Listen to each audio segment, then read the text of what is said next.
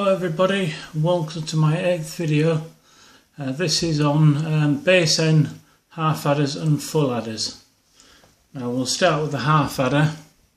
Here I've given you an example of a binary half adder and a ternary half adder.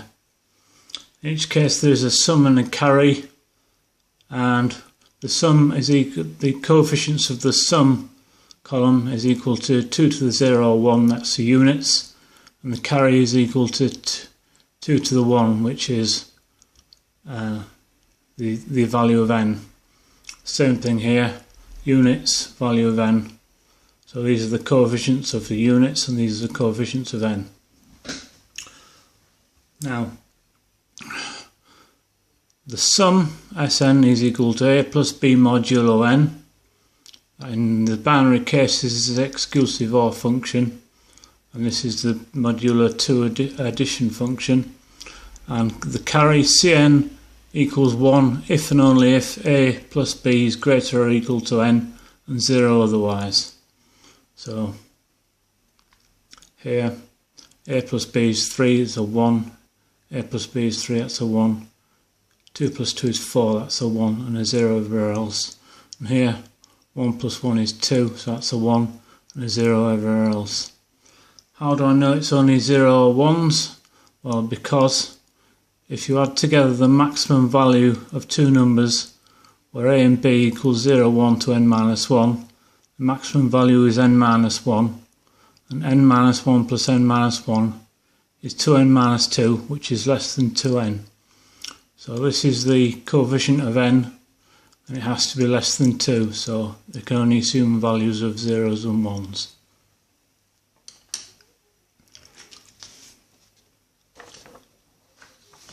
Here you have the circuit diagram for the half adder.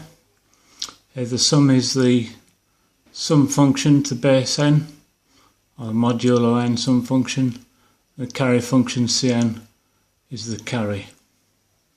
In the binary case, the sum function is the exclusive OR function, and the carry function Cn is the AND function.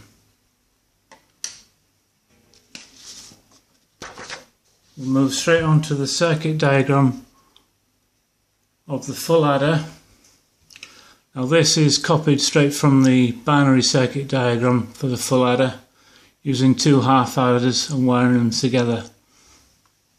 In the binary case, as I've said, the exclusive OR function is the modulo 2 addition, the AND function is the carry function, and here I've used the exclusive OR function to connect the carry functions together. Most people here in the binary case use an OR function, but in fact it can be an exclusive OR function. And in the general case it is the modulo addition function. Now, the reason that this is the modulo function is the way that we add the coefficient, the values of the numbers in the sum function. We add the coefficients of n terms separately from the coefficients of n to the 0. So in this case we're adding together the coefficients of the units n to the 0 here. This is equivalent to a 3-input modulo n sum function, and so we add the coefficients of n, which is Cn, and we add them together separately. So this has to be a sum function. Right, so the output of the carry out can only be a 0, 1 or a 2 if Cn, both Cn's can either be 0 or 1, and this is proven by the fact that if you add the maximum number of three numbers, which is n minus 1 plus n minus 1 plus n minus 1, you get 3n minus 3, which is less than 3n. So the carry out, which is the coefficient of n, has to be less than 3. So it can only be assumed the value of 0, 1 and 2.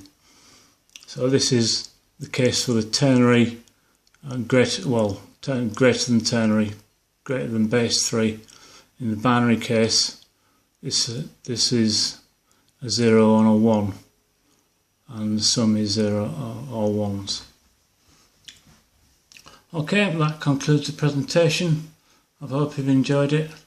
Thanks for watching. Bye.